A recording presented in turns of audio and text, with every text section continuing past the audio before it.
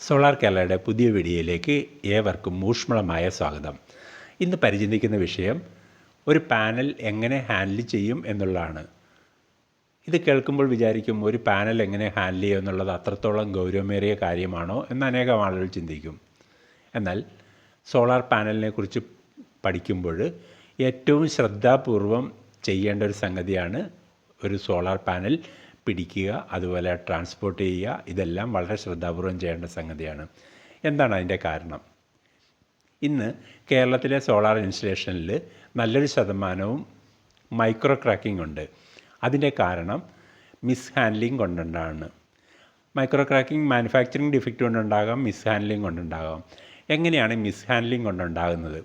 അതായത് ഒരു ആൾ ഒറ്റയ്ക്കൊരു solar panel പിടിച്ച് പൊക്കുവാണെങ്കിൽ, സാധാരണഗതിയിൽ 1 മീറ്റർ വീതി 2 മീറ്റർ നീളമുള്ള പാനൽ പൊക്കുവാണെങ്കിൽ അതിൻ്റെ രണ്ട് വശത്തേക്കും ഒരു ബെൻഡിങ് സ്വാഭാവികമായിട്ടുണ്ടാകും. ഈ ചെറിയൊരു ബെൻഡിങ് മതി അതിൻ്റെ സെല്ലിനെ ക്രാക്ക് ഉണ്ടാക്കാനായിട്ട്. എന്തുകൊണ്ടാണ് ഇത് ക്രാക്ക് വരുന്നത്? ഒരു സോളാർ സെല്ലിൻ്റെ തിക്നെസ് എന്ന് പറയുന്നത് മൈക്രോൺ തിക്നെസ്സാണ്, 0.006 അല്ലെങ്കിൽ മുടിനാരയുടെ 100-1, ചെറിയൊരു പാടയാണ്. അപ്പം ഇത് എന്ത് ചെയ്യാം? ശ്രദ്ധാപൂർവ്വം ഹാൻഡിൽ ചെയ്തില്ലെങ്കിൽ അത് പൊട്ടിപ്പോകാനുള്ള സാധ്യതയുണ്ട്. അതുകൊണ്ടാണ് ഒരാൾ ഒറ്റയ്ക്ക് പൊക്കിക്കൊണ്ട് പോകരുത്. 2 പേര് 2 വശങ്ങളിൽ നിന്നാണ് പാനലെടുത്ത് മാറ്റേണ്ടത്. അതുപോലെ തന്നെ ഒരു പാലറ്റായിട്ട് കൊണ്ടുപോകുന്നതായിരിക്കും കൂടുതൽ ഇത്. ഇനി വാഹനത്തിൽ പാനലുകൾ കൊണ്ടുപോകുമ്പോൾ അത് കുത്തി നിർത്തി വേണം കൊണ്ടുപോകാനായിട്ട്. പല ആളുകളും ഇതേപോലെ ചെയ്യാറില്ല. അതുകൊണ്ടാണ് പല ഇൻസ്റ്റലേഷനും ഇങ്ങനെ വന്നിരിക്കുന്നത്. ഈ ഒരു കംപ്ലൈൻറ്റ് നമുക്ക് പെട്ടെന്ന് മനസ്സിലാകത്തുമില്ല. അതിൻ്റെ കാരണം എന്ന് പറഞ്ഞാൽ, ഇതിൻ്റെ പേര് തന്നെ മൈക്രോ ക്രാക്കിംഗ് എന്നാണ്, ചെറിയ ക്രാക്കിംഗ് ആണ്. ഇത് ഓരോ വർഷം കഴിയുന്തോറും അത് വലുതായി വരും. എങ്ങനെ?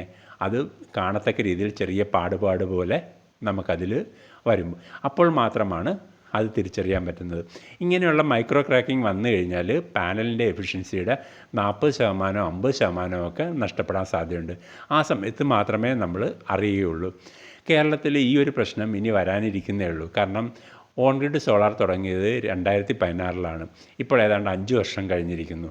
അപ്പോൾ അന്നാളുകളിൽ സോളാറിനെക്കുറിച്ച് പഠിക്കാത്ത ആളുകൾ ഇൻസ്റ്റാൾ ചെയ്തിരിക്കുന്ന ഇതെല്ലാം ഇതേപോലുള്ള മൈക്രോ ക്രാക്കിംഗ് പോലുള്ള കാര്യങ്ങൾ വരാൻ വളരെ സാധ്യതയുണ്ട്. എന്തുകൊണ്ടാണ്? ഒരു സോളാർ ഇൻസ്റ്റലേഷൻ എന്ന് പറഞ്ഞാൽ വളരെ ശ്രദ്ധാപൂർവം ചെയ്യേണ്ട കാര്യങ്ങളാണ്. കാരണം ഒരു 300 കാര്യങ്ങൾ ശ്രദ്ധിച്ച് ചെയ്താൽ മാത്രമേ അത് നന്നായിട്ട് പ്രവർത്തിക്കുകയുള്ളൂ. അതിലേതെങ്കിലും ഒരു കാര്യത്തിൽ കുറവ് വന്നു കഴിഞ്ഞാൽ അതിൻ്റേതായ ഡിഫക്റ്റ് അതിന് വരും.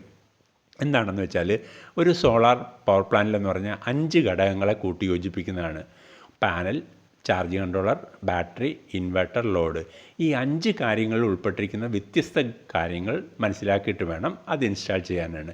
അതുകൊണ്ടാണ് ഈ പല കാര്യങ്ങളിലും ആളുകൾക്ക് പാളിച്ചകൾ വരുന്ന, അല്ലെങ്കിൽ എഫിഷ്യൻസി കുറയുന്നത്. അത് സോളാർ പ്ലാന്റിൻ്റെ കുഴപ്പമല്ല, ഇതിൽ സോളാർ ഇൻസ്റ്റാൾ ചെയ്യുന്ന ആളുകളുടെ കുഴപ്പം കൊണ്ടാണ്. അപ്പോൾ നമ്മളൊരു സോളാർ പാനൽ ഇൻസ്റ്റാൾ ചെയ്യുമ്പോൾ നമ്മൾ ശ്രദ്ധിക്കുക, അത് പാനൽ എങ്ങനെ പിടിക്കുന്നു, അതുപോലെ ട്രാൻസ്പോർട്ടിങ് ചെയ്യുന്ന എങ്ങനെ എന്നുള്ള കാര്യം പ്രത്യേകം ശ്രദ്ധിക്കുക. കാരണം നമുക്കിതിന് വാറണ്ടി ലഭിക്കില്ല. കാരണം മാനുഫാക്ചറിങ് ഡിഫക്റ്റിന് മാത്രമേ കമ്പനി വാറണ്ടി തരുള്ളൂ, മിസ് ഹാൻഡ്ലിങ്ങിന് വാറണ്ടി തരില്ല. അതുകൊണ്ട് ഏറ്റവും ശ്രദ്ധാപൂർവം ചെയ്യേണ്ട ഒരു സംഗതിയാണ് മൈക്രോ ക്രാക്കിംഗ്. കാരണം വളരെ കൂടുതൽ ആളുകൾക്ക് മൈക്രോ ക്രാക്കിംഗ് മൂലം എഫിഷ്യൻസി കുറയുന്നുണ്ട്. അതുകൊണ്ട് നല്ല രീതിയിൽ പാനൽ ഹാൻഡിൽ ചെയ്യേണ്ടത് ആവശ്യമാണ്. ഈ വീഡിയോ ലഭിക്കുന്നത് സോളാർടെക് ട്രെയിനിങ് അക്കാദമിയിൽ നിന്നാണ്. സോളാർടെക് ട്രെയിനിങ് അക്കാദമി സോളാർ ഇൻസ്റ്റാൾ ചെയ്യുന്നതിനുള്ള പരിശീലനങ്ങൾ കൊടുക്കുന്നു.